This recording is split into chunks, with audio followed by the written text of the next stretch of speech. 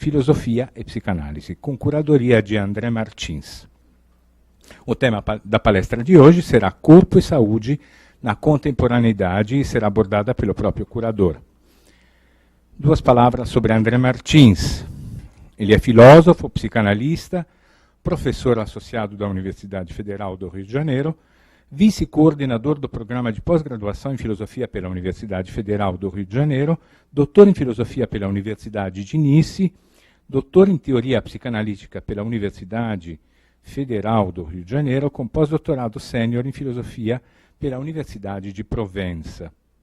Professor visitante das universidades de Rennes e Amiens. Membro do Círculo Psicanalítico do Rio de Janeiro e do Espace Analytique de Paris. Coordenador do grupo de pesquisas Spinoza e Nietzsche. SPIN, UFRJ, e autor dos seguintes livros: Pulsão de Morte, ponto de pergunta, por uma clínica psicanalítica da potência. Editora Universidade Federal do Rio de Janeiro, que está aqui conosco, né? Nós temos esses livros, vocês poderão conferir depois. 2009, e organizador de O Mais Potente dos Afetos, Spinoza e Nietzsche. Martins Fontes, 2009, e também de Spinoza e Nietzsche, Sismos na Metafísica da Subjetividade. E Civilização Brasileira, 2010. Bom, o que mais? É só agora receber um aplauso de boas-vindas ao nosso ilustre curador. Então vamos recebê-lo com calor.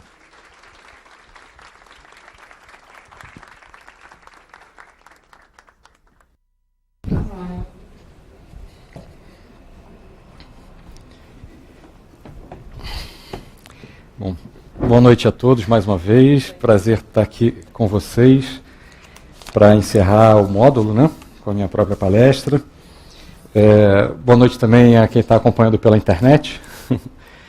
E, bom, queria agradecer, né, aos amigos da CPFL também, agradecer a presença de vocês e falar que é realmente um prazer, né, estar aqui. Que inclusive eu considero, já comentei isso uma outra vez que eu estive, que é um pouco uma partilha prazerosa do nosso trabalho na universidade, né? Então é um pouco também assim, faz parte do retorno social do que a gente faz, né? Mostrar assim o que a gente faz. O tema de hoje, né, Corpo e Saúde na Contemporaneidade, é a quarta palestra e última do módulo para entender o futuro do corpo e da saúde, filosofia e psicanálise. Eu vou então, antes de começar a minha palestra, chamar aquele videozinho do módulo de entrada. ABS workout. Foot to foot crunch. 1, 2, 1, 2, 1, 2, 1, 2, 1, 2, 1, 2, 1, 10. 1, 2, 1, 2, 1, 2, 1, 2, 1, 2, 1,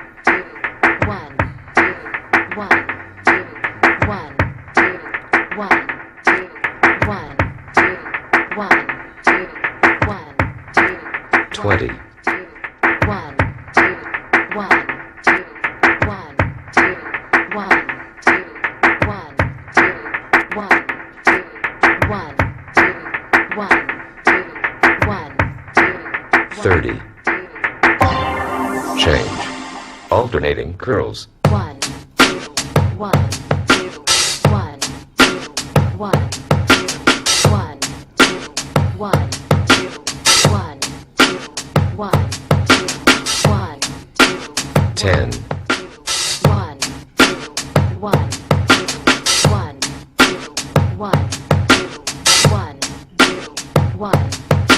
1, 2, 1, 2, 1, 20. 1, 2, 1, 2, 1, 2, 1, 2, 1. Bom, então a minha ideia é fazer um percurso histórico, genealógico, para a gente entender como a gente chegou à nossa contemporaneidade e às concepções e as práticas, enfim, que a gente tem hoje em dia, que a gente viu no vídeo, né, um exemplo negativo, enfim, mas existe também o aspecto positivo, a gente vai falar dele. Como que a gente chegou a esse momento da contemporaneidade de culto ao corpo, para tentar justamente entender melhor essa contemporaneidade. Então, entender o que é o corpo, como a gente pode pensar o corpo, o que é saúde, no sentido mesmo, enfim, de, como eu botei no texto de apresentação, que eu vou comentar ao final, entender melhor, bom, a questão do corpo da saúde para a nossa própria vida e em termos também coletivos, né? E eu vou começar a situar esse percurso no início da filosofia ocidental, né? Com Sócrates e Platão, na República de Platão, como é bastante conhecido, né? O Platão e o seu personagem Sócrates, né? Usam o exemplo de um segmento de reta, no qual existe numa ponta as ideias dos objetos, e na outra ponta as imagens desses objetos. Esse segmento de reta, ele tenta mostrar, quer dizer, o Platão tenta mostrar que as coisas no mundo sensível estão hierarquizadas de acordo com uma maior proximidade da ideia pura e um maior distanciamento da ideia pura, né?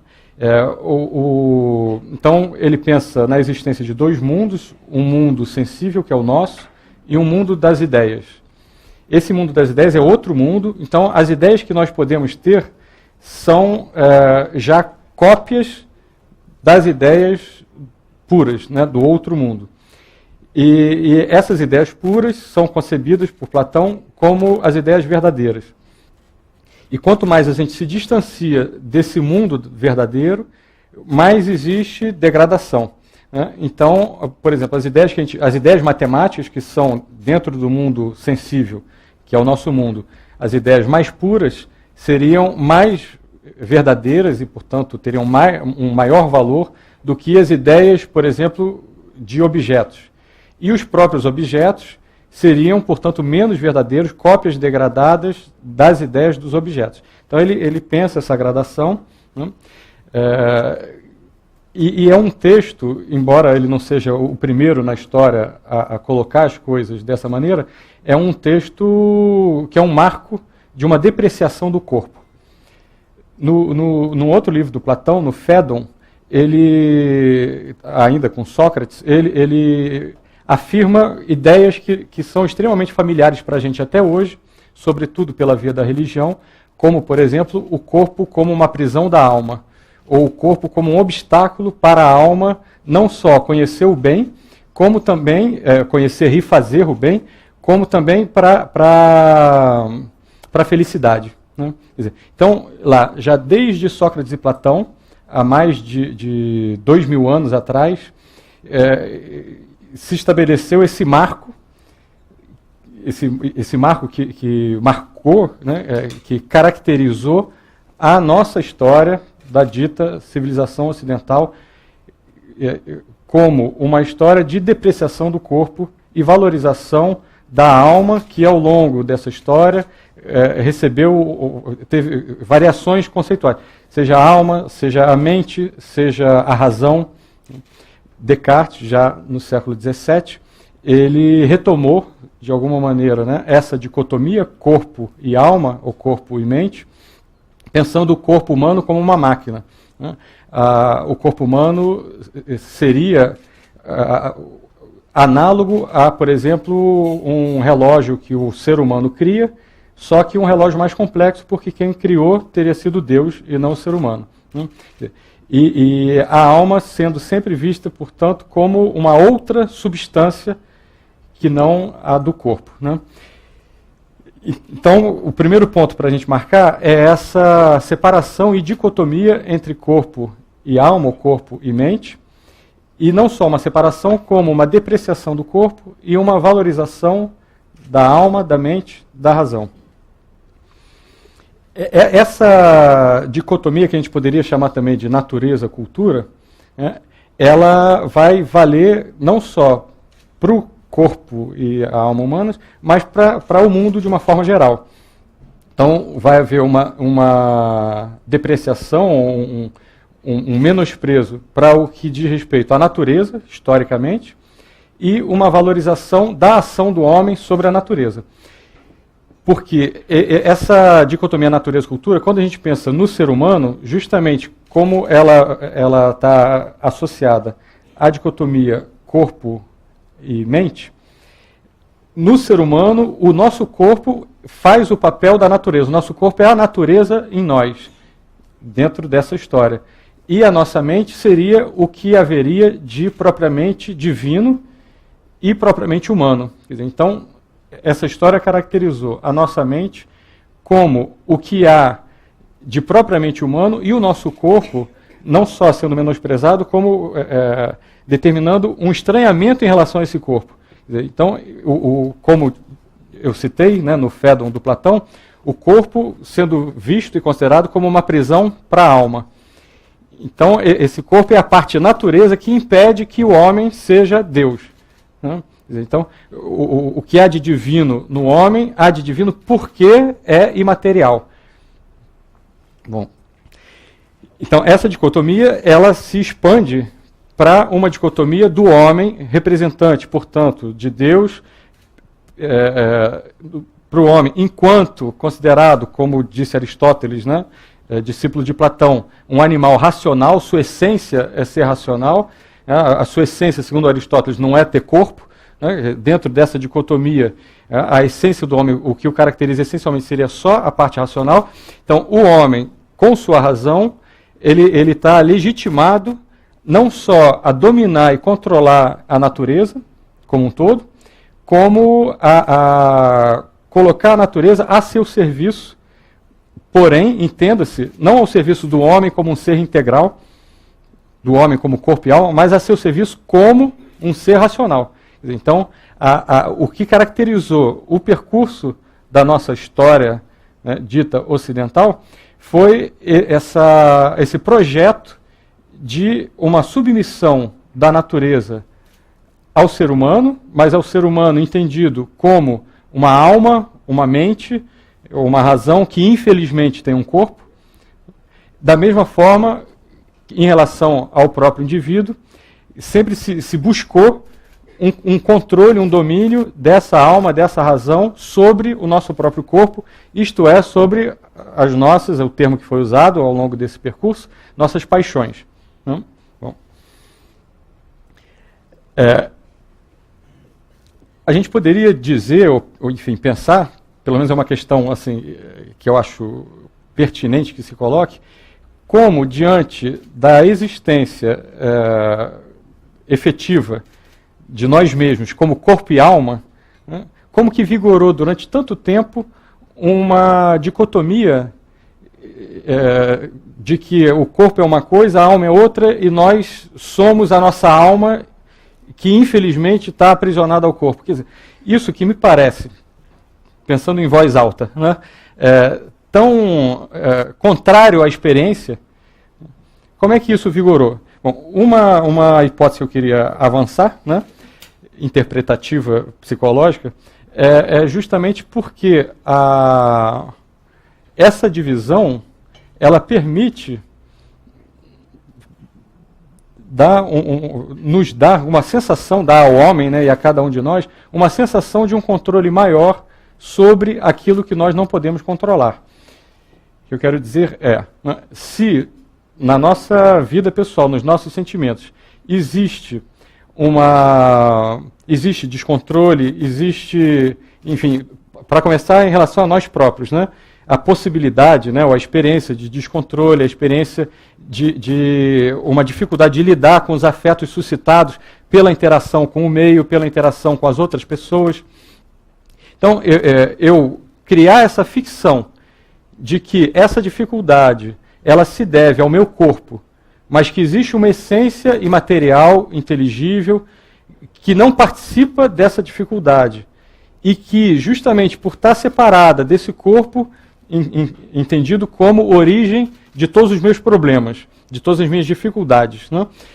Então, ela pode buscar uma solução pura, teórica, racional, para os problemas encontrados pela vida real. Né? Então, me parece assim, que essa dicotomia, ela vigorou durante muito tempo por responder em relação aos indivíduos, né, por poder dar uma resposta consoladora para uma dificuldade de lidar com a vida, com a natureza, com o imprevisível, também com a finitude, com a dor, etc. Né? Só que o problema, quer dizer, já adiantando o problema, né, que a gente vai voltar a ele ao longo de toda a minha fala, né, o problema é que essa solução, justamente pelo fato de ser fictícia, né, justamente pelo fato de não corresponder à realidade, ela é uma solução não só ineficaz, como, no meu entender, uma solução que agrava o problema ao qual ela se propõe solucionar. Né, o qual ela se propõe solucionar. Então, não só ao separar corpo e mente, e buscar ter um controle sobre o corpo a partir de um raciocínio puro, né, se a gente pegar o termo do Kant, né, uma busca de uma razão pura, essa razão pura de que o Kant fala, Kant considera, né, quer dizer, uma razão purificada do corpo, porque então ela poderia pensar só dentro de uma perfeição formal, só dentro de uma lógica formal, encontrar dessa forma supostamente a verdade e aí tentar aplicar o corpo. Aí o próprio Kant diz, bom, mas isso não vai dar certo porque o corpo, aplicar as ações, né? Mas isso não vai dar certo porque as ações dependem do corpo. Então, essa ficção, se por um lado ela aplaca, ameniza um pouco nossas angústias, enfim, nossas preocupações em relação ao devir, ao mundo, às interações efetivas, né, da vida, por outro lado, ela agrava o problema, porque justamente ela não permite que a gente compreenda o que está se passando na vida, né, e nos nossos afetos, para, ao entender melhor o que se passa, poder reagir e se afetar melhor. Né?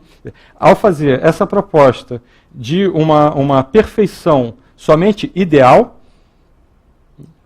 ela acaba não só fazendo com que o que nos escape ainda mais, porque essa solução ela é fictícia, né? Como ela faz com que a vida que existe acabe sendo ela própria depreciada. A gente, essa dicotomia acaba reforçando a ideia de que a vida, enfim, para pegar jargões que são de Platão, quer dizer, ideias que se tornaram jargões, né, que já estão em Platão e que foram utilizadas pelas religiões em geral, de que a vida é sofrimento, etc, etc. Né? Bom, então, essa dicotomia, né, eu falei rapidamente sobre essa questão, tentando interpretar por que algo que não faz sentido vigorou, né, quer dizer, vigorou por ser uma defesa psíquica contra o que nos desagrada na vida, por exemplo, sofrimento, dor, finitude, morte, dificuldades, afetos, enfim, essa sensação de que as coisas ultrapassam o nosso controle. Isso que a gente pode, e no meu entender, deve pensar em relação ao indivíduo, isso passou também correlato em relação à sociedade como um todo, e à cultura como um todo. Então a gente vê na nossa história justamente o quê? A história do homem, da civilização, se erguendo não a favor da natureza, e a favor da natureza que o constitui, ou que nos constitui, mas contra essa natureza. Então, é mais um exemplo, né, da não eficácia dessa dicotomia. Por partir de uma ideia que me parece extremamente errada, né, assim, não corresponder à realidade, partir de uma ideia de que os nossos problemas, então não só individuais, como, por conseguinte, coletivos, vêm de uma natureza que não é como deveria ser, né, só isso já mostra o quanto que isso não se sustenta, né, por partir dessa ideia, o homem, ao longo de todo o tempo, buscou controlar e dominar essa natureza contrariamente a ela. Então, o homem muito pouco buscou se aliar a essa natureza para torná-la mais favorável a ele, né? Essa natureza que o constitui. A tendência, quando a gente olha para trás na história, foi o homem, a civilização, buscar ir contra essa natureza, tomar essa natureza como um inimigo e mais, como o grande inimigo. Né? Indo rápido, porque, enfim, a gente tem bastante coisa para ver, a gente poderia pensar justamente que já passar para o século XX, né, onde começou a ocorrer, enfim, depois vou falar um pouquinho, vou voltar um pouquinho para os séculos anteriores, mas no século XX começou a ocorrer o que foi chamado de crise da razão e crise da ciência. Né? E por quê? Não foi porque alguns filósofos já estavam combatendo isso, alguns, né? Poucos, mas já estavam combatendo isso há muito mais tempo. Mas não foi por causa disso, foi por um resultado social e histórico dessa própria visão de mundo contrária à natureza. Por exemplo, quando no início do século XX o Titanic afundou, né? Que hoje em dia, enfim, parece que é só um tema de filme, uma coisa, mas na época foi uma coisa que abalou muito as pessoas, né? Mas abalou justamente por quê? Porque era, simbolicamente, era o poderio do homem contra a natureza, o controle do homem sobre a natureza, se mostrando falho.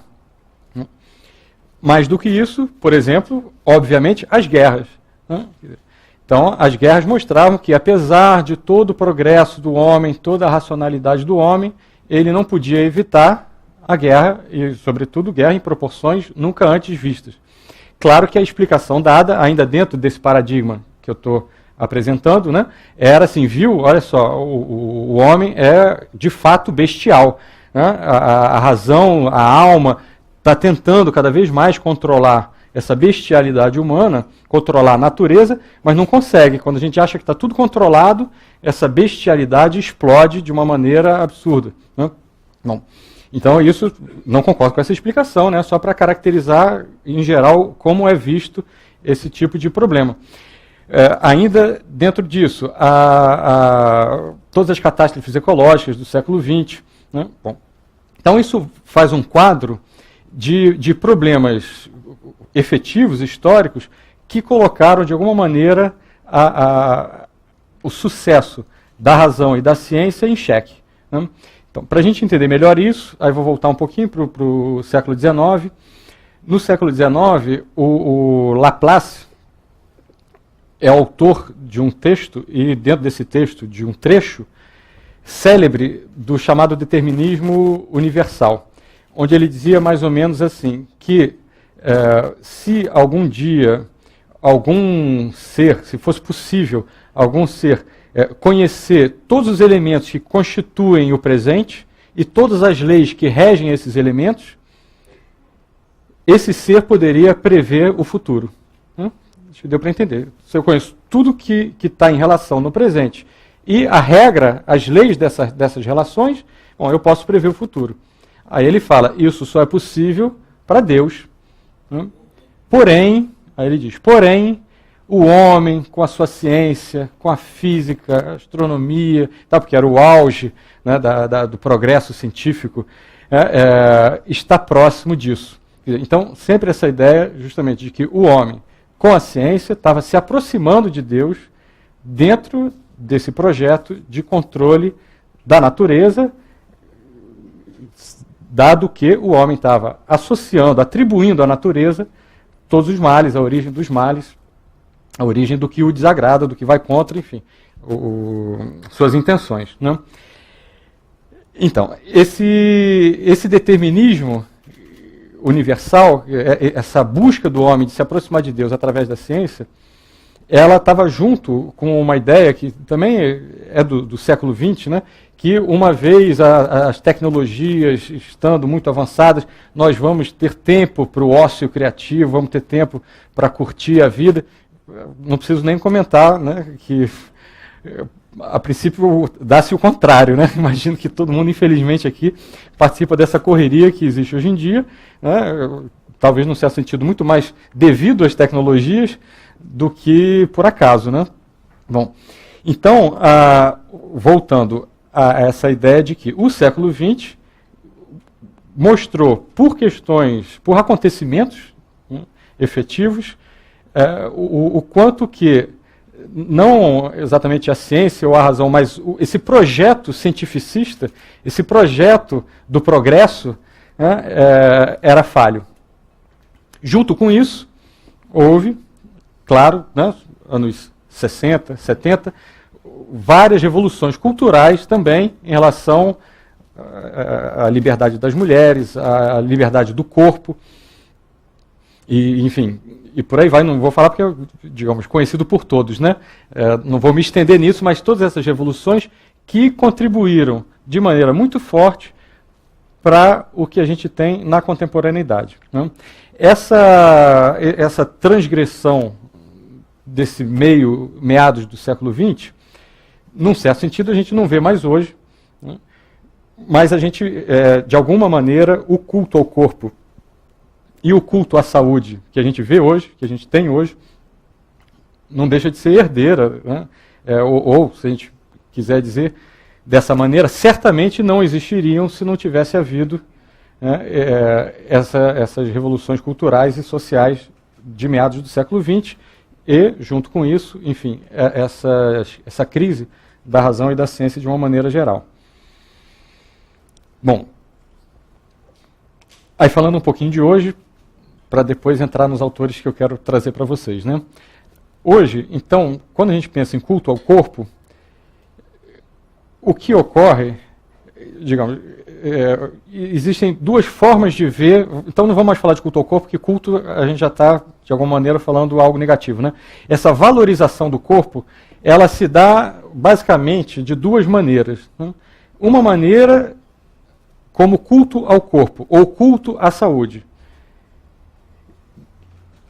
mas que manteria não só a dicotomia corpo e mente, como manteria ainda com uma valorização da mente, ou da alma, ou da razão. Em que sentido? A gente vai ver isso melhor quando eu falar um pouquinho mais da medicina. Mas no sentido de que esse culto ao corpo não é o culto ao nosso corpo real, efetivo, né? Esse culto ao corpo é o culto a uma ideia de corpo. Quando a gente pensa num corpo ideal ou numa saúde ideal, a gente não está pensando o corpo real, efetivo, nem a saúde real da experiência. A gente está pensando uma ideia de corpo, uma ideia de saúde. Então, é importante frisar isso, que é um paradoxo, né? Ou se a gente quiser, uma contradição, porque, de fato, esse culto ao corpo é ainda, se a gente quiser falar dessa maneira, né, um platonismo. Só que, ao invés da ideia perfeita ser uma ideia pura, ou da ideia perfeita estar tendo como objeto, enfim, o próprio mundo inteligível, ou como em Kant, uma busca de uma razão pura, de uma verdade da própria lógica formal da razão, não, agora o que a gente tem é uma ideia do que seja o corpo perfeito, uma ideia do que seja a saúde perfeita, uma ideia do que seja a felicidade perfeita. Então, ao buscar atingir esses ideais, a gente se afasta da felicidade real, que pode ser vivida, a gente se afasta do corpo que a gente tem, né? A gente se afasta da saúde que a gente pode ter. Então, esse culto ao corpo ainda não é ao corpo, é a um corpo entendido na dicotomia corpo e mente. Então seria um culto a um corpo mecânico, um culto a um corpo puramente orgânico, a um corpo puramente material e físico, que, no entanto, se confunde. Isso aqui é curioso e que eu quero enfatizar, para depois entrar com os autores que vão pensar contrariamente a isso, que se confunde com uma ideia desse corpo. Então, em outras palavras, a gente só pode pensar um ideal de corpo, uma ideia de um corpo ideal, porque a gente, ou na medida em que a gente pensa nesse corpo como puramente material. Esse é o paradoxo da coisa. Porque ao pensar o corpo como puramente material, Aí eu penso, o corpo material, ele teria tal saúde perfeita lá, preconizada pela medicina. Ele teria tal forma muscular perfeita do corpo sarado, etc, etc. Então, todas essas perfeições, supostas perfeições, em relação ao corpo, só existem porque eu ainda penso, ou enquanto eu ainda penso, o corpo como algo material, distinto da minha mente, separado da minha mente, e essa mente pensando qual é o corpo ideal, qual é o novo projeto de corpo ideal, o que é ser feliz. Aí está lá a nossa mente elaborando, né? Por isso que apesar de tanta diferença, né, assim, uma valorização do corpo, não, ainda é direitinho lá, a razão kantiana, olha só, agora a razão pura está se exercitando, pensando como seria o mundo do faz de conta, rosinha, onde tudo funciona direitinho, e o corpo é sarado, todo mundo é feliz, etc, etc. Não está se pensando o que existe.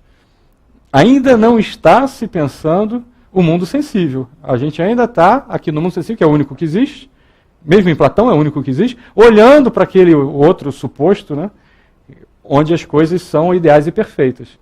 E ao tentar buscar aquele ideal, eu me distancio de mim mesmo, do meu corpo. Então, que corpo é esse? Agora, tentando entender, se o corpo não é um organismo, né, nesse sentido da dicotomia corpo e mente, se o corpo não é se o corpo não é uma fisiologia, ainda dentro dessa dicotomia, o que esse corpo é? Para responder isso, eu vou pegar um percurso da história da medicina. E um autor em particular, que é o Claude Bernard, do século XIX. Ele começou a publicar os textos principais dele em 1865. O Claude Bernard, ele surge num momento em que a medicina se calcava numa dicotomia correlata à dicotomia corpo e alma, que era de pensar o corpo como uma máquina, tal como Descartes tinha proposto, e pensar a alma tal como na tradição não só platônica, como cristã, né? Que seria o quê? A alma como um princípio material que rege o corpo. O que autores anglo-saxões chamaram, né, de o fantasma da máquina, né? Quer dizer, tem uma alma ali guiando a máquina. O Claude Bernard se contrapôs a isso. Então, ele se contrapôs a um vitalismo, mas não um vitalismo qualquer, a um vitalismo animista que pensaria esse corpo separado desse sopro da alma. Bom, só que como que ele pensou isso? Ele pensou que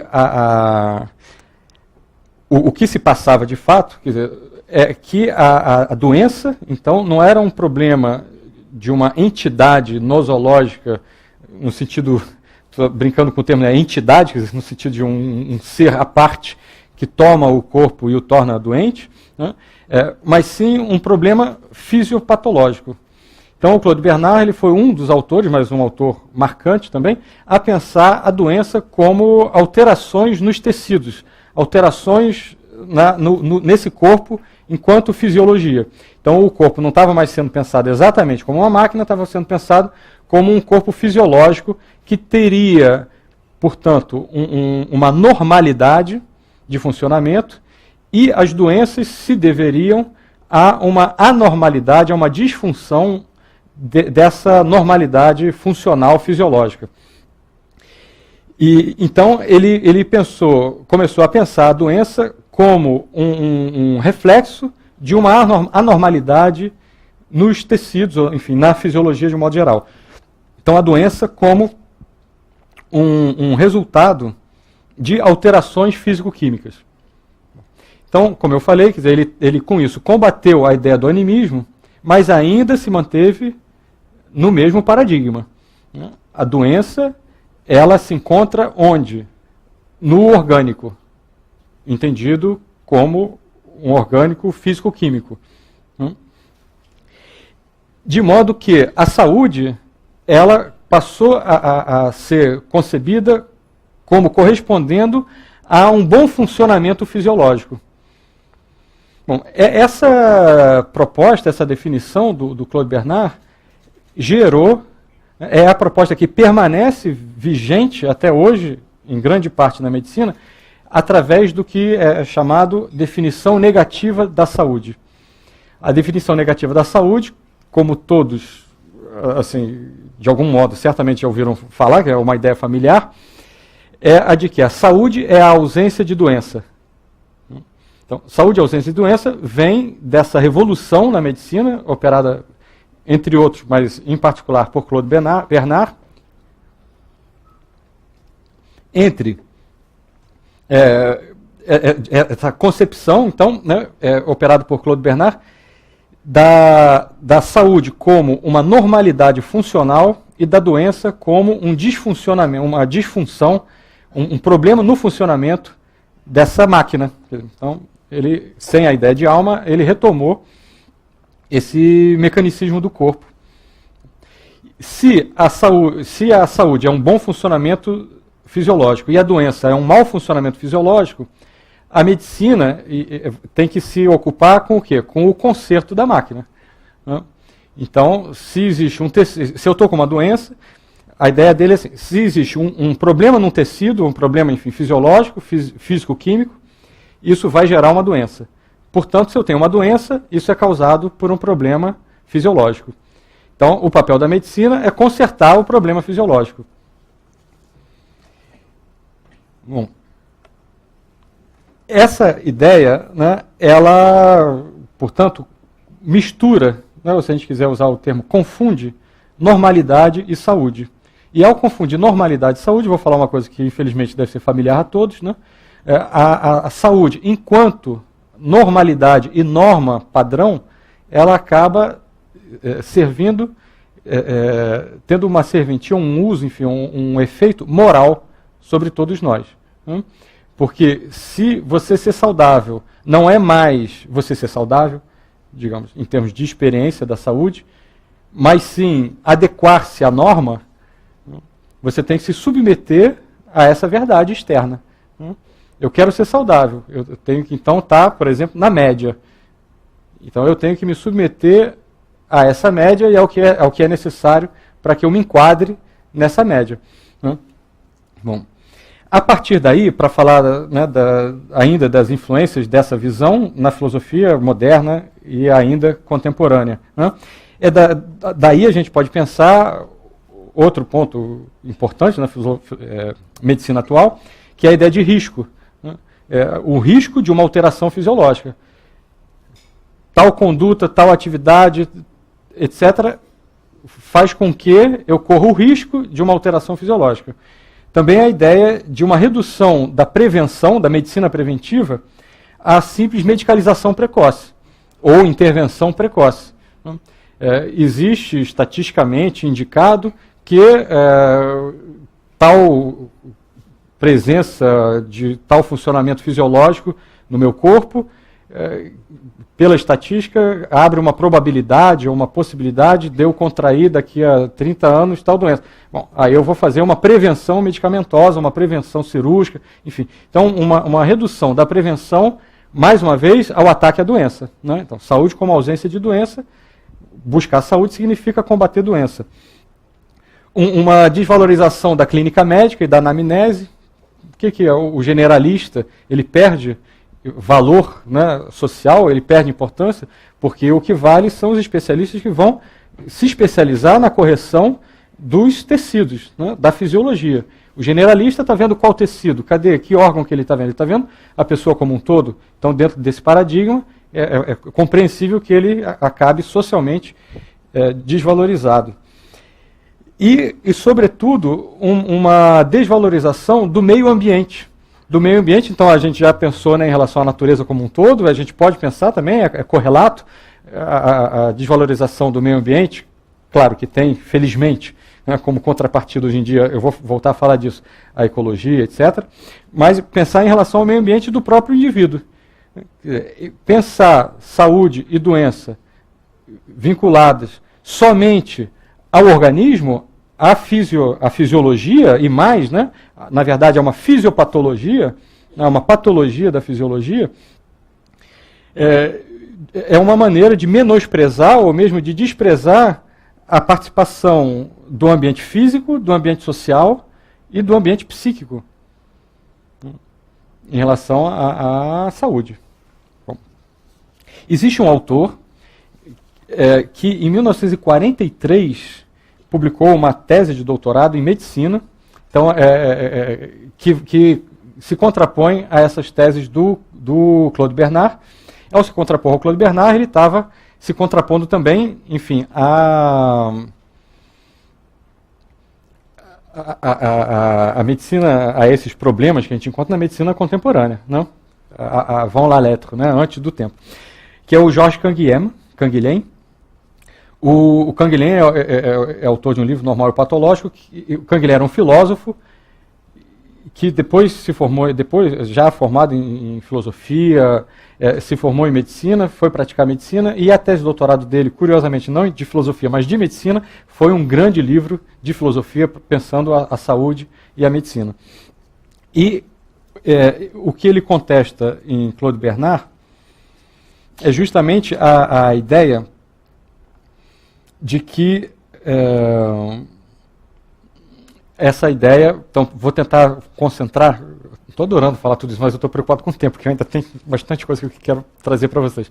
Vou tentar concentrar no nosso foco, corpo e saúde, né? A ideia do Canguilhem é justamente assim, de contestar que a saúde possa ser medida somente a partir do funcionamento do organismo. Por quê? Porque, então ele vai dissociar essas duas ideias que o Bernard associou, um organismo ser normal, ou está dentro da normalidade, ainda que dentro de uma normalidade biológica, isso não significa que ele seja saudável, porque a saúde não é do organismo. Não existe um fígado saudável, existe uma pessoa saudável. A saúde é do indivíduo, tomado na sua totalidade real, existente. Então, a saúde é a relação dessas normas biológicas com o meio ambiente. Então, a saúde, ela é uma saúde da pessoa na experiência de vida dela, né? Bom, ou seja, a partir disso, o Canguilhem vai propor um conceito para a gente pensar saúde, que é de normatividade. Isto é, da nossa capacidade, maior ou menor, normativa. Nossa capacidade de criar normas, criar normas de maneira a se adaptar ativamente, o ativamente é fundamental, às exigências do meio. Então, eu sou saudável, né, independente de qualquer deficiência que eu tenha, ou de eu estar, enfim, assim ou assado lá na média prevista, né, etc, etc, mas sim ser, ou na medida em que eu posso, com o meu corpo, aí já não mais entendido só como um organismo fisiológico, eu posso interagir, né, satisfatoriamente com o meio. Bom, então o Canguilhem vai pensar o corpo como um corpo integral, que portanto também, né, envolve o psiquismo, e a saúde como capacidade normativa. Vou trazer rapidamente, porque eu me estendi no resto da apresentação, outros autores na história da filosofia que pensaram de outra maneira o corpo e a saúde. O corpo diretamente, a saúde, aí já, quer dizer, nem sempre usando o termo saúde, já com uma interpretação minha. O Spinoza, no século XVII, contemporâneo de Descartes, já estava pensando uma outra ideia de corpo, que não tem nada a ver de Descartes, inclusive ele está pensando, se contrapondo a Descartes, que é, nós somos indivíduos constituídos de múltiplos indivíduos. Então ele está pensando assim, que apesar da palavra indivíduo não divisível, né, ele está pensando essa não divisão no sentido de uma multiplicidade. Quer dizer, nós somos um corpo, então temos um soma, né, só que essa unidade somática, ela é múltipla, ela é constituída, por sua vez, de diversos outros corpos, esses outros corpos são constituídos também de diversos outros corpos ao infinito. Né? Então, ele está pensando o indivíduo como uma unidade, mas essa unidade como sendo uma unidade funcional, ou enfim, de existência, mas não como uma unidade fixa, imutável, ou idêntica a si mesma. E esse indivíduo, ele interage, ele se constitui pela interação com o mundo, com o fora, com as outras pessoas, com o ambiente de uma maneira geral. Não. O Spinoza também vai pensar em relação à nossa mente, uma ideia que depois o Winnicott, sem ter lido Spinoza, vai trazer, mas é muito parecido, igual, enfim, análogo, tal como o Narman apresentou na sexta-feira passada. Eu vou retomar rapidamente. O Winnicott, ele diferencia mente de psicossoma. O psicossoma, então, seria o nosso corpo, só que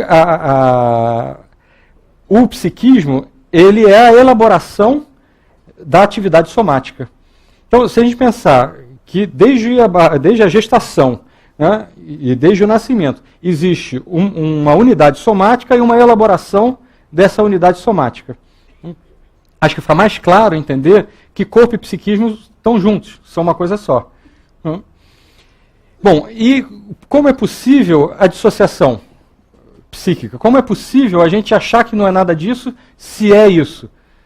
Aí o Winnicott vai diferenciar esse então o psiquismo como sendo, enfim, englobando os afetos, esse pensamento que não é um pensamento consciente, da mente. A mente, ela já vai ser uma atividade do psiquismo, e portanto do psicossoma, do corpo psíquico, uma atividade do psiquismo de elaborar não mais somente sem mediação a experiência somática, mas de elaborar reflexivamente essa própria experiência. Aí, como o Narman já falou da última vez, então, por exemplo, já desde o bebê já está com essa mente funcionando para se dar explicações, né, não com essas palavras, né, mas lá ao modo do bebê, por exemplo, uma ausência da mãe. Aí a mente ela vai servir para compreender essa ausência. Não, como se o bebê estivesse pensando com essas palavras. Não?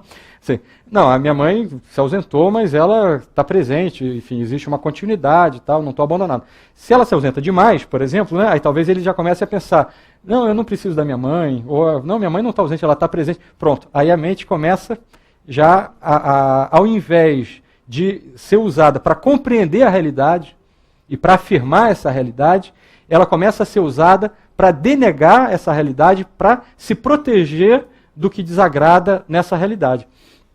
O Spinoza vai dizer algo muito parecido, né, que a mente, no caso, o Spinoza usa a mesma palavra, mas essa primeira ideia de mente, quer dizer, a mente, o que o Spinoza está chamando de mente, corresponde ao que o Winnicott está chamando de psique, de psiquismo. Né? A mente é a ideia do corpo, segundo Spinoza, exatamente nesse sentido.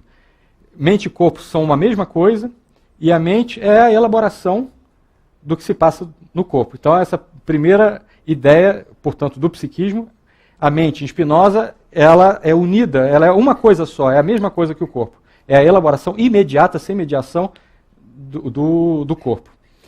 E o Spinoza diz, mas a mente, ela tem ideias.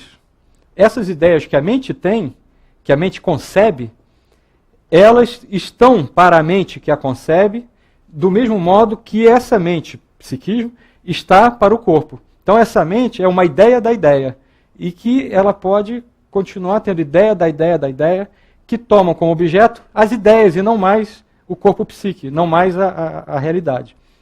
Então essas ideias da ideia, elas podem ser usadas para melhor compreender o corpo psíquico, o mente-corpo, a unidade mente-corpo. Mas elas podem também entrar em abstrações. Aí a crítica severa que o Spinoza faz às abstrações por se distanciarem, se dissociarem do corpo, aí o corpo já é entendido como corpo-mente, como corpo psíquico, né, e, de uma maneira geral, da realidade.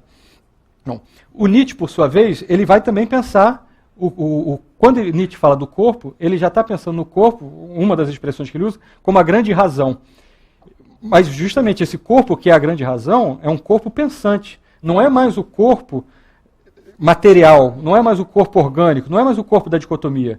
É o corpo já corpo e alma. Né? Já uma coisa só. E ele vai pensar esse corpo, portanto, já concebido dessa maneira, né, como habitado por diversas almas. Ele vai pensar como um resultado de múltiplos instintos, múltiplas pulsões, impulsos, então, forças. Então ele vai pensar esse corpo, essa unidade corporal, como múltipla também. Então são autores que estão pensando, cada um com seu universo conceitual, essa mesma ideia, né, desse corpo pulsante. Né? E a saúde, então, para tentar fechar, a saúde, assim como Canguilhem pensou a saúde como capacidade normativa, o Spinoza vai pensar como a saúde ligada ao aumento da potência de agir. Agir, se o corpo é corpo e mente, esse agir é agir e pensar. Em outras palavras, o aumento da potência de existir. O Winnicott, ele vai pensar a saúde como capacidade criativa, capacidade de se sentir ativo, de poder transformar essa interação com o meio de uma maneira ativa e criativa. Nietzsche vai acrescentar a isso a ideia do que ele chama da grande saúde. Eu trouxe aqui um trecho da H Ciência, que eu acho que o Carlos na primeira palestra já citou, né? Aforismo 382. A grande saúde é tal que não apenas se tem, mas constantemente se adquire e é preciso adquirir, pois sempre de novo se abandona e é preciso abandonar. É quase as mesmas palavras do Canguilhem, quando ele diz que ter saúde é poder se dar ao luxo de perdê-la e reconquistá-la. Ter saúde não é a saúde perfeita. Ter saúde é poder fazer frente à vida.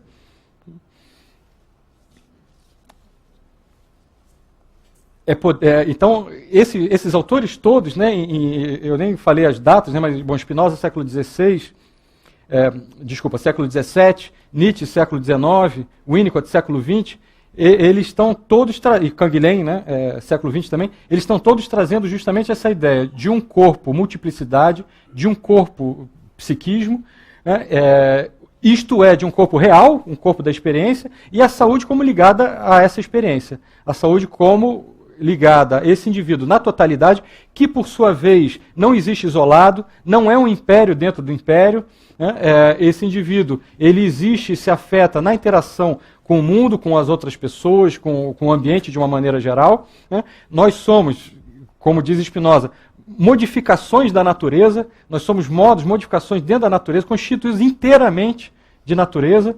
Né? O fato da gente se conceber constituído de natureza não quer dizer que a gente está negando a linguagem, negando a razão. Não, a gente está pensando linguagem, razão, como características que no humano, os animais também têm linguagem, não como a do homem. Isso, exatamente. O animal homem tem a linguagem ao modo do animal homem. Né? Os macacos têm a linguagem ao modo dos animais macacos. Né? E assim por diante. Ou seja, a cultura, pensar a cultura como um modo da natureza, não tira nada da especificidade da cultura, mas chama a atenção para esse fato de que nós existimos dentro dessa natureza. Né? Bom, aí agora eu fecho de verdade para a gente passar para o debate, né? Voltando rapidamente para a questão da medicina e para a questão desse momento atual de valorização do corpo e da saúde. Primeiro, a questão da medicina. Se a gente pega, por exemplo, a partir desses autores que eu trouxe, né, Canguilhem, que era um médico, né, Spinoza, Winnicott, Nietzsche, essa definição de saúde como potência de agir, de existir, criatividade, capacidade normativa, essa definição é uma definição positiva de saúde. Então, ela vai contra a definição negativa de saúde, a definição de saúde como ausência de doença. Definição negativa em nome da qual, até hoje, combate-se doença, às vezes em detrimento do doente. Né? Contra a pessoa, mas em nome dessa verdade científica do combate à doença. Né? Se a gente pensa uma definição positiva de saúde, isso significa que a saúde, evidentemente, não pode mais ser só objeto da medicina. Então, uma das consequências que me parece inevitável de uma concepção positiva de saúde é pensar a saúde a partir de uma multiprofissionalidade e uma transdisciplinaridade e com uma abordagem multiprofissional. Então, só um pequeno parênteses, isso vai contra, por exemplo, né, o que insistem, né, a corporação insiste há vários anos, é negado no Congresso e volta, essa ideia, por exemplo, do ato médico, né, segundo a qual todos os profissionais de saúde teriam que ter a assinatura de um médico para poderem exercer suas profissões. Ao contrário, é uma abertura da saúde, da compreensão da saúde, portanto, como algo de fortalecimento do organismo humano. Dentro desse organismo, é uma palavra que eu já tinha falado, um fortalecimento da natureza do homem, né, do próprio corpo do homem, do nosso corpo. Dentro disso, evidentemente, o combate à doença é um dos fatores, mas já posto dentro de uma concepção maior, totalmente diferente. Não. Outro ponto importante. Bom, então a prevenção, ela ganha também uma outra ideia, não fica sendo só mais uma prevenção cirúrgica ou medicamentosa, né, ou de medicalização da vida. Né? A prevenção passa a ser algo ligado a um fortalecimento. Por exemplo, evidentemente tem que entrar alimentação, nutrição, etc. Né? Bom, exercício físico, o que for, e eu vou falar disso, vai ser o último ponto.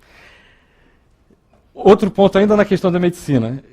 O que a medicina tanto busca hoje, né, e eu como professor da Faculdade de Medicina da UFRJ, que aliás nem foi mencionado, né, no currículo, enfim, mas sou, o que tanto busca e o tempo inteiro é ética, né, uma busca da medicina por ética e por humanização. Mas o que eu tenho a dizer, né, o que eu diria, é assim, que não é possível essa humanização que a princípio se deseja, né, sem uma mudança desse paradigma. Na dicotomia corpo e mente, na definição negativa da saúde, ética e humanização, no meu entender, né, e não sei se deu tempo, enfim, de apresentar os argumentos, né, vai ser sempre uma coisa contrária ao que de fato está sendo apresentado e exercido. Porque essa humanização que se quer, ela não vai ser conseguida se o médico continuar achando que saúde é combater a doença e não pensar no fortalecimento da pessoa, do indivíduo. Bom, por fim, se a gente pensa, então, a partir de uma definição positiva de saúde, por exemplo, e aí isso é extremamente contemporâneo também, então, estou retomando o início, a gente viu a questão do culto ao corpo, do corpo ideal, da saúde ideal, aí agora a gente vai pensar esse outro aspecto da contemporaneidade, alimentação saudável, natural, orgânica, uma nutrição que não é mais só colocar caloria na balança, como se o corpo fosse uma locomotiva, né, que é o modelo nutricional do início do século XX, mecanicista. Né? Do mesmo modo, pensando também essa mesma relação natureza-cultura no que diz respeito ao mundo como um todo, desenvolvimento sustentável, né, quer dizer, pensar isso, esses são elementos que podem favorecer e que evidentemente favorecem, né, o nosso conhecimento chegou aí, historicamente a duras penas, né, favorecem esse corpo psíquico, a potência desse corpo psíquico, favorece a nossa capacidade normativa. Né. Só que a gente tem que acrescentar justamente que o ponto é essa potência de existir. Por quê? Porque mesmo essas novas conquistas, mesmo entender que o que a gente se alimenta nos constitui, não é só caloria para ser queimada pela combustão da locomotiva, né? Mesmo entendendo isso, mesmo entendendo, portanto, que eu troco com o meio desde a nutrição, né, até, enfim, a saúde psíquica fica mais evidente ainda, né? Mesmo assim, não adianta eu pegar esses novos valores e colocar dentro de uma mesma dicotomia e pensar que com isso eu vou ter um corpo mais saudável, sem que esse corpo seja um corpo psíquico, um psicossoma. Né? Não adianta eu pensar que eu tenho que me submeter a esses novos valores, ao invés de pensar que saúde é expressão de uma potência singular, é expressão criativa, ativa de mim mesmo e da minha singularidade. Então, quando eu falo desse paradigma que eu acredito, né, que está na base, a ideia é sair de exigências normativas para uma compreensão do que nos constitui, para que, a partir dessa compreensão, a gente possa valorizar a nossa potência, a nossa experiência, a nossa vida de fato, e não simplesmente criar novos modelos ideais para ficar correndo atrás, né? E, obviamente, esse esquema, né, dessa submissão a essa causa externa, esse ideal externo, nunca vai propiciar o aumento da potência que a gente espera. Então, esse aumento da potência, ele nunca vai evitar a finitude, o sofrimento, a dor, né, algum sofrimento, enfim, a dor, né, a existência, só há saúde real na existência real. Então, essa saúde desse corpo psíquico, ela inevitavelmente está ligada, é o que o Winnicott fala, né, quando ele diz que ter saúde poder ser capaz, né, ou na medida em que a gente é capaz de não sentir um sentimento de futilidade da vida, mas ao contrário, um sentimento de vida, de expansão, e isso, bom, o Winnicott fala, mas os outros autores que eu trouxe também falam com outras palavras, né, a saúde ela vai estar ligada ao que o Nietzsche chamou de amor fati, né, ou a possibilidade maior ou menor de cada um de nós afirmar a existência e, mais do que afirmar, amá-la, né? Amá-la com o que há de bom, o que há de ruim, inclusive porque a gente viu que na nossa longa história essa dificuldade de aceitar, afirmar e amar de uma maneira criativa e, portanto, transformadora, sempre obteve o efeito contrário, né? De um distanciamento disso que esses ideais todos sempre buscaram e nunca nos trouxeram, né? Bom, então eu paro por aqui, abrindo para o debate e agradecendo a vocês.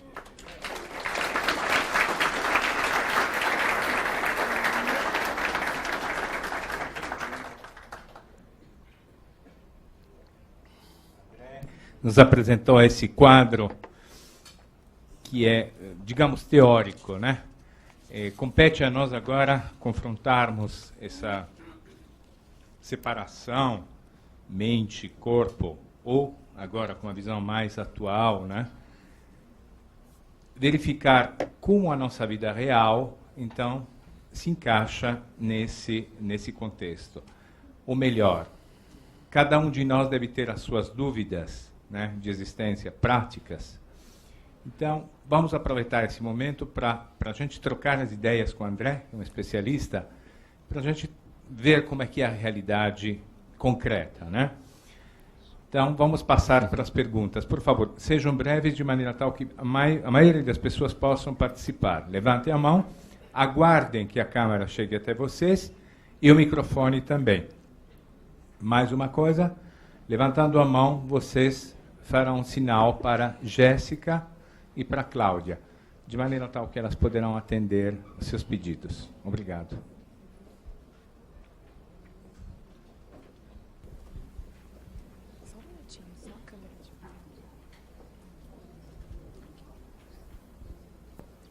Ô, André Martins, eu sou médico e trabalho num serviço de saúde pública e tenho uma grande preocupação com esse apossamento dos médicos no que se refere ao cuidado da saúde. Eu achei muito importante para mim, e é um conflito, chega a ser uma angústia, a atitude médica, a onipotência dos médicos, a onipotência dos meus colegas, a minha provavelmente também, mas que eu questiono o tempo inteiro. E, então, comentar sobre isso parece um ponto fundamental, porque isso está meio em crise, inclusive nos trabalhos em relação ao pessoal de enfermagem, na saúde mental onde eu trabalho, o pessoal da psicologia clínica, o pessoal que trabalha na saúde mental, né?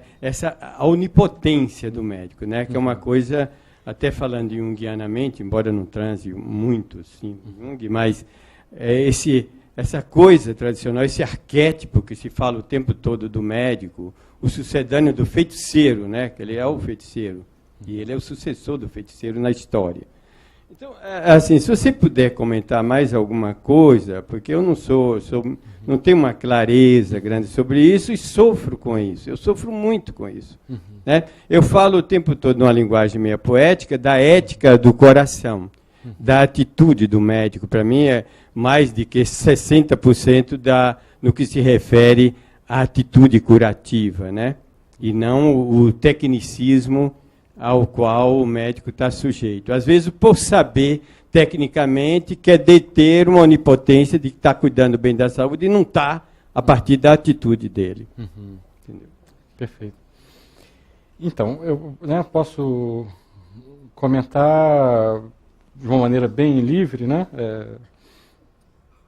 Pensando em voz alta e ousando falar, né, o que me vem à mente. Eu acho assim, por exemplo, eu oriento dissertações, mestrado e tese de doutorado na saúde coletiva também da UFRJ, né? Não só na filosofia, como na saúde coletiva. E muitas vezes vem essa questão de parte dos médicos, né, que estão justamente se questionando dentro dessa herança, porque é uma herança, né, dessa onipotência, que o médico está só encarnando essa onipotência do homem diante da natureza e do seu próprio corpo. Né, e isso é fruto dessa história que eu tentei, né, bem abreviadamente apresentar. E vem essa questão assim, de pensar, poxa, mas aí eu, enquanto médico, tenho que dar conta da psicanálise, enfim, da psicologia, ou entender um pouco de tudo. Assim, sim e não. Tem que mudar essa forma de entender. Eu acho que a ênfase é não pensar mais a saúde como ligada somente à fisiologia, inclusive para poder encaminhar para outros profissionais de saúde. Fazer equipes multidisciplinares e transdisciplinares. Né? Isso já é abrir mão dessa onipotência. Então, assim, ter uma noção do que está se passando com o paciente, para não pensar assim, o tratamento foi um sucesso, mas o paciente está péssimo. Né? Acho que é por aí. Né? É poder pensar a saúde, ao invés de pensar só a doença. Por isso que eu enfatizei, né, essa diferença entre concepção negativa e concepção positiva da saúde. Eu acho que é preciso ter a ousadia, né, pelo menos da parte dos médicos, eu vejo como uma ousadia diante do quadro atual, de pensar uma definição positiva e assumir isso. Né?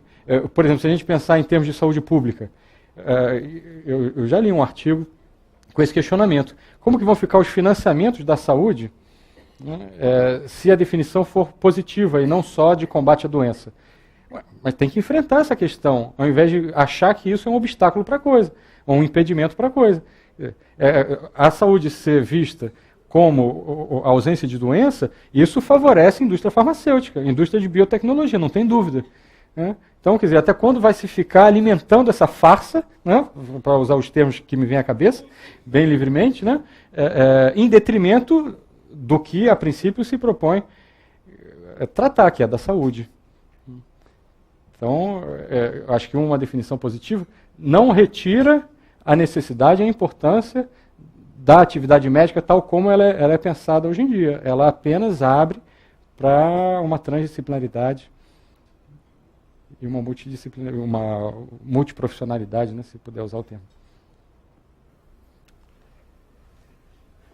Boa noite. Eu fiquei muito curiosa para saber, dentro dessa visão, né, da integração entre mente, corpo, saúde, como é que você vê a questão da cirurgia plástica hoje em dia, né, que está se tornando cada vez mais uma coisa comum, né, e muito, quer dizer, visto de uma maneira muito até às vezes natural, né, vou fazer isso, vou fazer aquilo, enfim. Eu queria ver como que dentro dessa visão é vista a questão da cirurgia plástica. Uhum.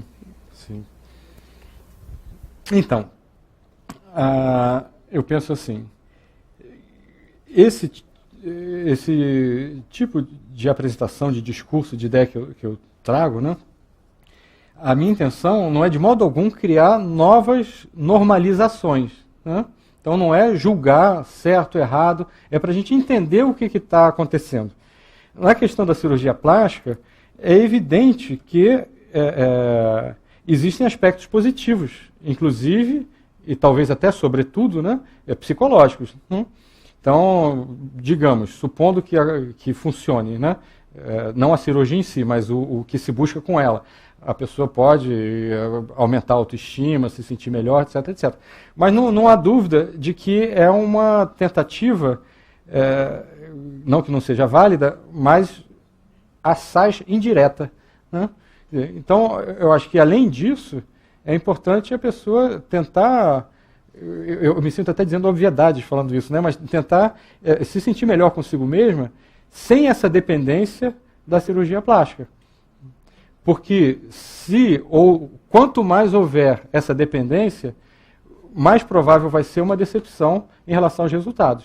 Porque não existe solução mágica. Já falei isso no outro café filosófico aqui, há anos atrás. Não existe solução mágica, né? Quer dizer, então, não é só cirurgia plástica, pode ser, enfim, ficar milionário, pode ser, sei lá, o que a gente quiser. Assim, vou resolver minha vida de tal maneira. Plum, aí pega a varinha de condão. Começou mal, se essa for a expectativa. Se for um elemento a mais de favorecimento, enfim, da autoestima ou do que quer que seja, por que não? Porém, em termos sociais, essa supervalorização, ou isso se tornar tão corriqueiro, talvez esteja refletindo, seja um fator a mais dentro dessa ideia do corpo ideal, da saúde ideal, da felicidade perfeita.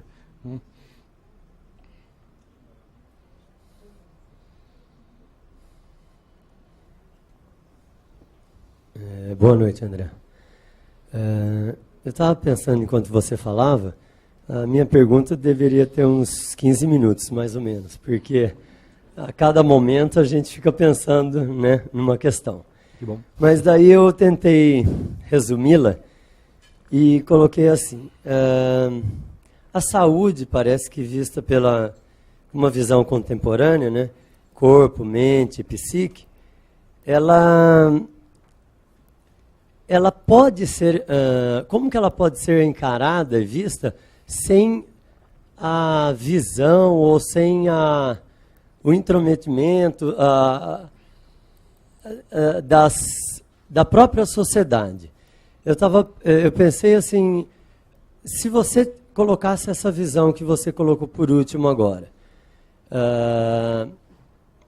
na época de Platão, por exemplo, ela seria encarada, né, de uma outra forma, né? Então, assim, como parece que cada vez que a gente pensa em saúde e a gente quer não separar corpo de mente, de psique, de certa forma a gente separa mais, né? E se a gente não considerar o que a sociedade toda, inclusive assim, em todas as áreas, pensa sobre saúde, a gente não consegue, parece que, chegar a uma conclusão. Não sei se eu fui claro para você. Não sei também, né? Mas vamos ver. Eu diria, né, assim, gostei da pergunta para eu poder sublinhar, enfatizar esse ponto. Eu diria justamente que a nossa época talvez seja mais propícia para a gente pensar essa não dicotomia. Porque justamente a gente vem de 2000 anos de cultura de dicotomia corpo e mente. Por um lado, isso dá um grande hábito, né? Assim, uma grande familiaridade com essa estranhíssima proposta de que o corpo é uma coisa e a mente ou a alma é outra, né? Então, isso que é muito estranho, soa familiar porque faz 2000 anos que se repete, né? Mas, por outro lado, o momento atual é de crise, né? A partir, no mínimo, do século XX, ou mesmo do século XIX, né, esse modelo milenar ele vem sendo posto em crise.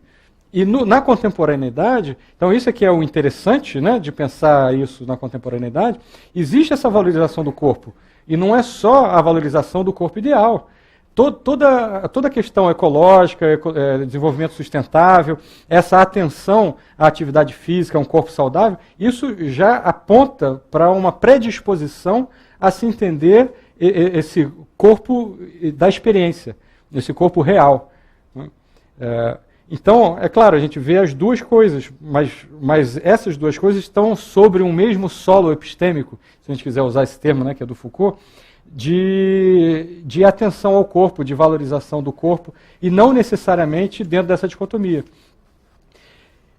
Eu acho que, por exemplo, falar essas ideias hoje, com certeza soa de uma maneira muito mais compreensível para um número maior de pessoas do que o Spinoza falando esse mesmo tipo de ideia no século XVII, lá, contemporâneo de Descartes, lutando contra a filosofia medieval e a escolástica. Quer dizer, acho que a gente tem percurso para poder pensar isso. Isso um ponto. O outro ponto, embora a sociedade sempre vá buscar, é mais do que compreensível também, defesas psíquicas coletivas, né? A nossa vida individual, como a gente busca, por exemplo, né, o que seria esse corpo e mente, ou esse corpo-psiquismo sem essa separação? É a gente buscar se sentir bem. Né? Simples assim. Né? O que é diferente de eu pensar assim, tenho que me adestrar para ocupar tal função na grande engrenagem da sociedade, como se pensava, né? A educação física surgiu, né? O Carlos está aqui e ele já me falou sobre isso, né? Surgiu dentro dessa ideia de uma militarização dos corpos. Né? Quer dizer, hoje em dia a gente tende a não pensar mais assim, ou não tanto. Né? O mundo não é uma grande corporação e nós temos todos que funcionar de uma mesma maneira. Essa ideia da singularidade, da gente poder pensar a favor da coletividade, mas de uma coletividade que não é contrária a gente, mas sim expressão da nossa potência singular, eu acho que isso é cada vez mais factível, cada vez mais da ordem do dia. E a gente pode pensar isso também na vida individual e pessoal.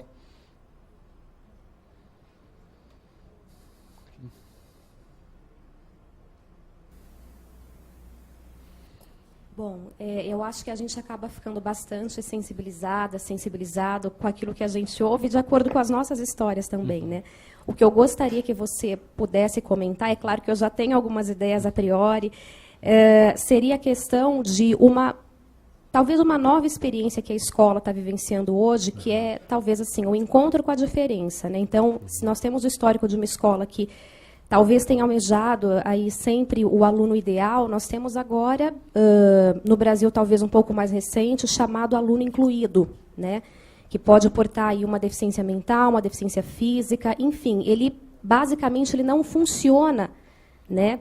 Basicamente ele não funciona como aquilo que a gente almeja como ideal. E o que eu acho interessante nessa experiência é a questão de que, se encontrando com a diferença, a gente tende a refletir sobre isso e até a transformar certas dinâmicas tradicionais que a gente traz com a gente. Né? Então, quando você comentou a questão do sujeito singular, quer dizer, esse sujeito que traz suas histórias, seja uma história de os médicos podem até explicar melhor isso, de um parto que sofreu aí um desagrado, de uma gravidez, enfim, uma síndrome, um acidente que seja.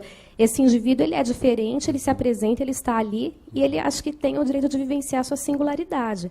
Né? E para quem, no caso, trabalha, de repente, com a questão da educação, em todos os níveis, a gente tem, né, desde a educação infantil ao ensino superior, esse aluno que traz sua singularidade mental, física, enfim, sua diferença, sua multiplicidade. Então, eu queria que você comentasse um pouco isso. Perfeito, concordo plenamente. Né? Essa ideia, ela está presente nesses autores que eu trouxe, no Spinoza, no Nietzsche, no Winnicott, no Canguilhem. Né? O Canguilhem, justamente, ele está pensando assim, que a saúde ela só pode ser pensada efetivamente em relação ao indivíduo. Então, a ideia é assim, ele define doença, nem deu tempo de eu falar, né, de vários detalhes, mas ele define doença como uma limitação na capacidade normativa. Né? Só que, na nossa vida, a gente está sempre tendo que se afrontar com limitações. Então, não é só casos onde isso fica muito explícito, né, de uma deficiência. Não, todos nós temos que nos afrontar com limitações. Então, pensar saúde, se não é pensar essa saúde ideal, que só serve para a gente depreciar a nossa vida e, portanto, nos tornar menos saudáveis, paradoxalmente, né? Para pensar uma saúde de fato efetiva, real, a gente tem que pensar que a saúde ela sempre se dá junto com limitação. Né? Então, a ideia do Canguilhem de pensar a capacidade normativa é pensar justamente que, dentro de suas limitações, sejam elas explicitadas ou não, pouco importa, cada um tem capacidade normativa. Né? Então, se a gente compara, a gente até pode dizer, bom, é uma capacidade normativa limitada. Tá? Mas dentro desses limites, aquela pessoa pode ser saudável. Né? E um outro exemplo, além, né, desse dos deficientes, enfim, né, a gente pode pensar, eu acho que a ideia fica talvez ainda mais forte, mais clara, se a gente pensar a velhice. Hoje em dia, justamente, existe assim, um tal culto à juventude. Por quê? Porque a juventude estaria mais próximo desse ideal, desse mundo das ideias neoplatônico, contemporâneo, né, do corpo ideal, da saúde ideal, da felicidade ideal, né, que a velhice ela não tem como se aproximar disso. Né, e, no entanto, é um fato. Né. Então, dentro desse fato existencial, biológico, bom, evidentemente, existe saúde, e existe, pode existir mais saúde. Né? Quer dizer, então, essa é a ideia do Canguilhem. Não é possível você estabelecer um parâmetro igual para todos. O Spinoza ele pensa a mesma coisa. Você pode pensar em modelos, mas esses modelos têm que ser referência que não substituam e nem oprimam, não é o termo que ele usa, mas é o que me vem à mente, oprimam a existência singular. Ou esse pensamento todo que a gente elabora com a nossa mente a respeito da realidade do nosso corpo psíquico. Ou isso serve justamente para a gente entender melhor esse corpo psíquico e a realidade, e, portanto, aumentar a nossa potência. É nesse sentido, né, que o Nietzsche fala em relação à própria filosofia e à filosofia de Spinoza, que o conhecimento é o mais potente dos afetos, né, o que tem mais potência de transformação. Ou então é uma abstração que, inevitavelmente, vai obter como resultado o oposto do ideal que ela propõe.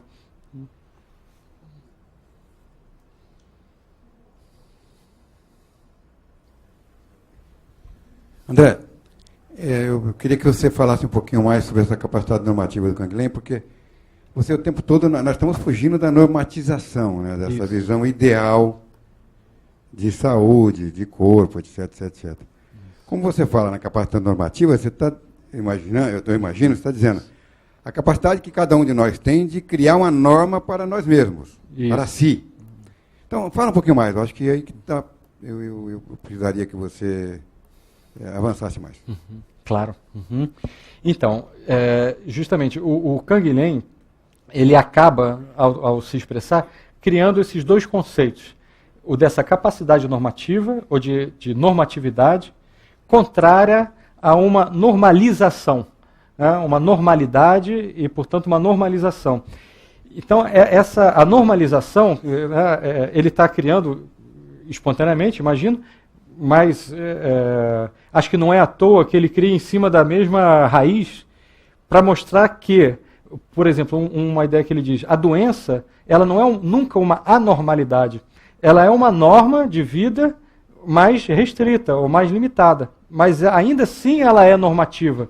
Né? Então, para a gente pensar, isso me reenvia, e tem trechos do Canguilhem que são quase idênticos a trechos do Nietzsche, a ideia de grande saúde em Nietzsche. Porque mesmo a grande saúde é aquela que inclui a doença. Né? Porque mesmo na doença, a gente pode ser normativo e saudável.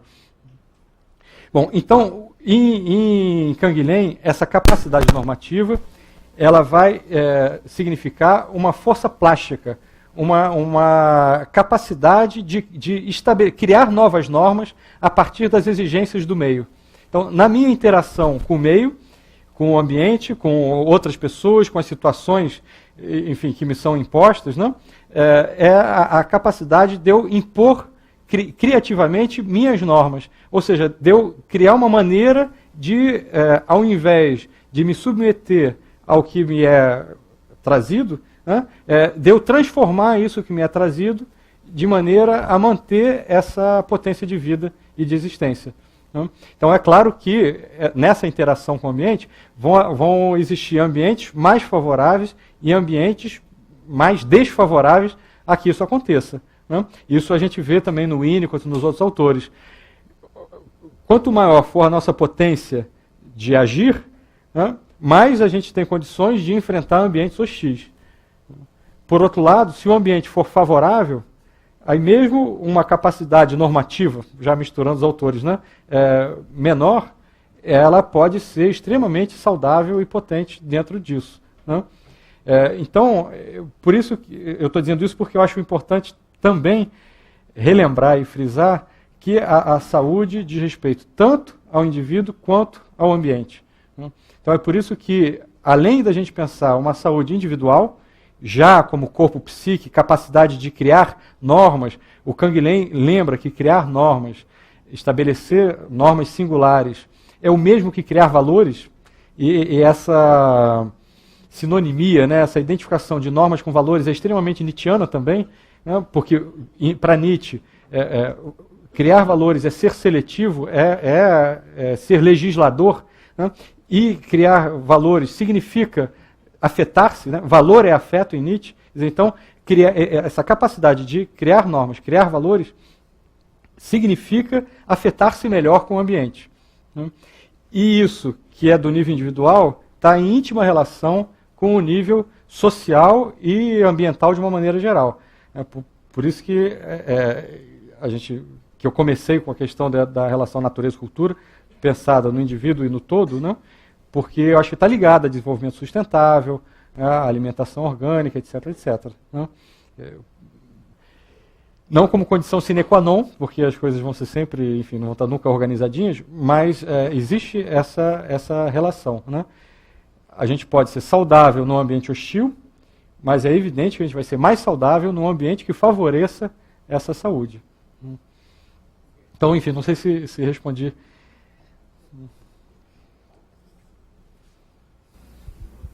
Boa noite. A minha área de atuação é educação física. Né? Eu sou aluno de filosofia também. E eu me deparo cotidianamente com indivíduos que colocam o corpo acima de qualquer valor. Então, eu queria que você falasse se isso é um esvaziamento de alguma forma moral, de algum desvio que acaba tendo hoje na sociedade. Uhum. Tá. Então, eu imagino, né, quando você relata, enfim, que você vê muito pessoas colocando o corpo acima de qualquer valor, esse corpo que está sendo posto acima de qualquer valor, com certeza, ainda é o corpo compreendido por essa dicotomia. Entende? Então, o que eu quero trazer para a gente pensar é assim, eu acho que isso é uma coisa relativamente boa, sim, pensar na saúde do corpo enquanto organismo, ou do corpo enquanto físico, fisiologia. Né? Mas se e somente na medida em que isso é um fator a mais para esse corpo psíquico, para esse psicossoma se sentir potente e vigoroso. Né? Então, imagino, quer dizer, e constato também, que muitas das vezes isso não acontece. Essa valorização do corpo, colocar o corpo como valor principal, acaba sendo muito mais uma fuga psíquica, mais uma defesa psíquica diante das dificuldades encontradas na vida, diante, enfim, de angústia, diante de ansiedade, diante de interação com esse ambiente, pressões, etc., etc., né? Psíquicas, familiares, da vida em geral, profissionais, né? Do que um fator a mais de favorecimento dessa saúde corpo-psíquica. Né? Não, então, o que eu digo, como eu disse antes, a ideia não é ficar julgando, é bom ou é ruim. Vai depender do que está sendo vivenciado na experiência daquela pessoa. Mas, de uma maneira geral, para a gente entender o que está se passando, eu acho que, na maioria das vezes, por mais que tenha seu benefício, está sendo muito mais uma fuga do que um fator de reforço dessa saúde, desse corpo psíquico, desse aumento da potência de agir, desse aumento da potência de existir. Né? Mas acredito, enfim, que não só, mesmo assim, pode estar contribuindo, né? Mas seria bom que fosse uma contribuição maior, né? E que o principal da gente compreender é que a ideia de saúde que eu estou trazendo, né, e daí pensar essa mudança de paradigma, é de pensar não mais uma dicotomia corpo-psique, mas um corpo-psiquismo, e essa mente elaborativa do que se passa na realidade, como podendo contribuir para esse aumento dessa potência de vida, desse amor à vida. Né? E aí os exercícios físicos, por exemplo, podem contribuir também, né? Mas são vivências diferentes. Né? Então, eu acho que a ideia é entender essa diferença, né? E aí, enfim, cada um é que sabe o que pode e o que deseja, né, para si próprio. Como eu coloquei no texto de abertura, né, do módulo, né? Que corpo queremos, que saúde queremos. Aí quando eu digo isso, é antes de mais nada em relação ao próprio indivíduo, e claro, em termos coletivos, mas não mais em termos coletivos, assim, como uma grande campanha de militarização, agora todos vamos nos adequar a essa nova norma. Aí não é isso. Né? Essa nova norma seria de uma nova normalização e não de um aumento dessa capacidade normativa singular.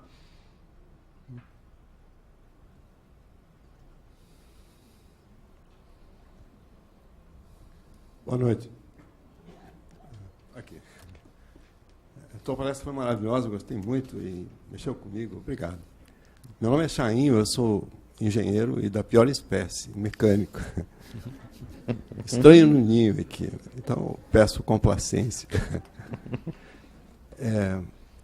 Essa ideia da dicotomia, homem, corpo-alma, cultura, natureza, traço cultural muito marcado na nossa cultura toda, mas será que a gente não conseguiria, quer dizer, apagar um pouco dessa coisa tão marcante, quer dizer, recorrendo à cultura de outros povos, como os orientais, por exemplo, que sempre pensaram o homem como uma coisa única e souberam, a partir dessa ideia, desenvolver tantas artes cavalheirescas que a gente tanto admira, que tanto nos surpreende, né?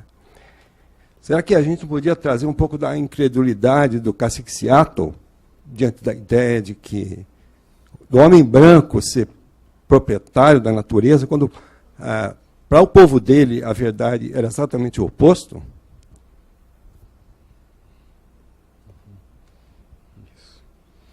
Então, isso me faz pensar duas coisas, né? Uma, em relação à engenharia mecânica. Eu, enfim, tenho conhecidos, né, que são totalmente pró-ciências humanas, né, e o que me passa pela cabeça, e às vezes eu digo, é assim, olha só, a gente está em que andar? Se não existisse engenharia, a gente não ia estar aqui. A nossa confiança no mundo, para falar em termos psicológicos, psíquicos, bem fundamentais, né, depende de todas essas áreas e da ciência. Então é fundamental, não só para a vida prática, como para a vida psíquica. Eu poder estar, sei lá, no terceiro andar, sem ficar com medo de que o chão vai desabar. Né? Então, eu acho que esse meu comentário já vai no sentido de uma não dicotomia, né, do físico e do psíquico. Né? Portanto, o que eu vejo é justamente que, infelizmente, ainda é comum a gente confundir, e talvez, sobretudo, engenheiros, daí eu imagino o seu comentário, né, confundir ciência com cientificismo. Porque o cientificismo, quando a gente põe o ismo, ele está caracterizando o quê? Uma crença, uma crença, vamos exagerar nas tintas, uma crendice na ciência como dizendo a verdade. Né? Só que achar que a ciência diz a verdade, isso é uma crença, o contrário do que é a ciência. Então, transformar a ciência numa nova ideologia, numa nova verdade, uma nova religião, como o cientificismo faz, e em geral, né, a gente encontra alguns engenheiros e outros cientistas que vão nesse sentido, é contraditório, porque isso é contrário à ciência. Né? Então, a ciência é um instrumental extremamente útil, positivo, bem-vindo. Né? Agora, achar que só ela diz a verdade, achar, aí sim, é contrário à ciência. Aí a gente colocar essa redução que a ciência tem que fazer para poder ser eficaz no lugar do mundo e da vida. O Deleuze dá um exemplo que ele tira do Borges, né? Que é assim, imagina você querendo andar numa cidade e aí você vai pegar um mapa. E o mapa é do tamanho da cidade. Não adianta nada, né? Para o mapa te ajudar, ele tem que ser uma redução. Ou seja, a ciência ela precisa reduzir para poder ser útil, senão não adianta nada. Agora vamos imaginar uma outra cena. Eu acho que o mapa é mais verdadeiro do que a cidade. Aí pronto, nem vou mais para a cidade, eu tenho um mapa na mão. Aí isso é o cientificismo. Bom, então esse é o primeiro comentário. Um outro comentário, né, em relação assim, poxa, apagar um pouco, né, isso dessa oposição natureza-cultura, concordo plenamente, né, assim, espero, né, poder sempre contribuir para isso, e acho que é algo totalmente factível, viável, e como eu respondi na outra, a outra questão, é extremamente contemporâneo, pertinente ao nosso tempo, né? Pensar isso. E quanto a trazer aportes do orientalismo ou das culturas orientais, eu acho interessante, né? Agora, mais do que isso, eu acho que o mais importante do que isso seja com esses aportes dessas outras culturas, seja com aportes que vêm do próprio Ocidente. Esses autores que eu trouxe são todos ocidentais. Spinoza, um racionalista, né, do século XVII, o Nietzsche, o Winnicott, Canguilhem, seja de uma forma ou de outra, mas todas os aportes são evidentemente bem-vindos. O mais importante, eu acho que é pensar isso no sentido, pensar isso para a nossa vida, tanto individual quanto coletiva. O que eu acho que é menos interessante, ou eu diria até pouco interessante, ou talvez nada interessante não, já é alguma coisa, mas realmente muito pouco interessante, é usar o orientalismo, por exemplo, como uma transgressão, um cano de escape, na minha vida ou na minha sociedade. Paciência, eu sou ocidental, ou tenho que seguir o cientificismo, ou tenho que manter a dicotomia corpo e mente, mas aí eu tenho aquela janela para viver uma experiência de outra ordem. Não, isso é importante, ok, mas eu acho muito mais importante e viável e totalmente da ordem do dia e possível e simples é a gente trazer esse novo paradigma para a nossa vida, antes de mais nada, individual, né? E, dentro do possível, coletiva e social também. André, gostaria de te fazer uma pergunta. Dentro desse conceito que você falou de mapa mental, né? Como você criaria essa potência de agir no indivíduo que te procura e ele tem depressão, ou então é dependente de drogas? Como praticamente aconteceria essa... Isso. Que dicas você daria para ele poder criar essa potência de agir? Claro. Então, primeiro comentário, né? Assim, me parece que não só, como a gente viu no vídeo do módulo, né? Anorexia, bulimia, vigorexia, são sintomáticos desse culto e dessa busca de uma saúde perfeita, de um corpo ideal, de uma felicidade perfeita, de um mundo sem dor, sem sofrimento, etc, etc. Não só, mas a depressão também.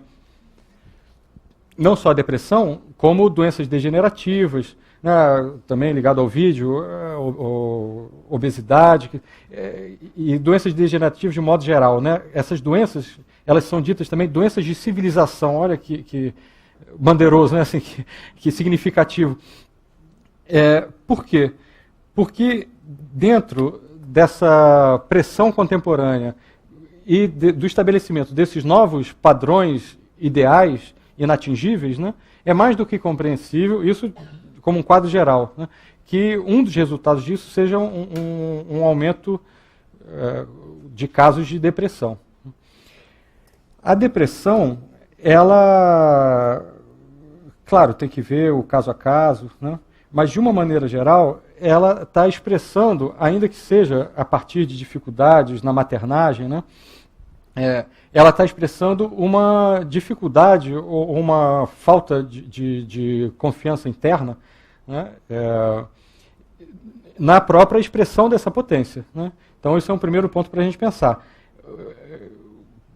Pensar em melhorar a questão da depressão, quer dizer, né, em combater a depressão, antes de mais nada é preciso entender que ela própria já significa, já é expressão de uma falta de expressão, de uma dificuldade de se sentir ativo, de se sentir singular, de se autorizar a ser singular, né? Bom, então, primeiro ponto que eu acho é que, em relação, digamos, daqui para frente, né, assim, isso se deve à relação mãe-bebê, com certeza, mas de uma maneira mais geral da sociedade, isso se deve aos vários obstáculos que essa mente dissociada do corpo-psique, né, essa mente inventa. Por exemplo, dogmas dos mais variados, religiosos ou outros, a moral de uma maneira geral, toda essa tentativa de normatizar, né, contrariamente à capacidade normativa do indivíduo, né, de fazer o indivíduo se enquadrar, de fazer com que ele se submeta a algo, sem que seja de uma maneira criativa, sem que ele sinta aceito nisso e criando de alguma forma, né, transformando a sociedade, isso tudo vai contribuir para que a pessoa deprima. Né? Bom, em relação dada a depressão, né, em relação a uma cura, um tratamento, um horizonte de cura, né, eu diria assim, que se a pessoa está viva, o Spinoza chama de conatos, né, a potência de vida dela está existindo. Né? Então, o que há a se fazer é um reforço disso. E, bom, de maneira geral, fica difícil pensar nisso, mas com certeza é um reforço disso. Né? O que eu penso, assim, a psicoterapias, né, com certeza tem um papel fundamental. Aí, no meu caso, eu penso favoravelmente à psicanálise em particular, né, mas vamos colocar de uma maneira geral, de contribuição para isso. Né? Aí é claro que dentro da própria psicanálise existe tanta teoria, né, e às vezes a teoria estranhamente vai contra isso, é estranho. Né? Mas se a gente pensar, seja a psicanálise, seja a psicoterapia de uma forma geral, como uma ajuda de um profissional que está ali tentando justamente buscar, ainda que seja essa nesguinha, né, ou quanto que há ali de potência de vida, de vontade de potência, para usar o termo de Nietzsche, né, é por aí que a pessoa vai poder cada vez mais, né, sair desse estado, né, dessa situação. Uma última palavrinha em relação às drogas, né? Ainda dentro desse mesmo quadro, as drogas elas sempre vêm como uma fuga. Então, elas estão ligadas, num primeiro momento, a um prazer, mas a um prazer que se confunde com uma fuga de um desprazer. Só que todo desprazer, para que possa gerar uma fuga que se torna um vício, né, esse desprazer ele está sendo um desprazer num certo sentido generalizado. Um desprazer em relação à própria existência. Né? Então, as drogas, quando se tornam um vício, é sempre, inevitavelmente, porque existe um sentimento de futilidade da vida que encontra um lenitivo, né, que é a palavra culta para dizer isso, uma maneira de se anestesiar, né, e de esquecimento daquela fonte de desprazer. Né? Então, mais uma vez, o caminho, a pista, para se conseguir sair de uma drogadição, com certeza é um favorecimento da produtividade da própria pessoa. Ela se sentir criativa, ativa, produtiva, que aí ela vai encontrar o prazer que ela não encontrou na sociedade ou na vida, de modo geral, e nem nas drogas, que as drogas estão sendo só um paliativo.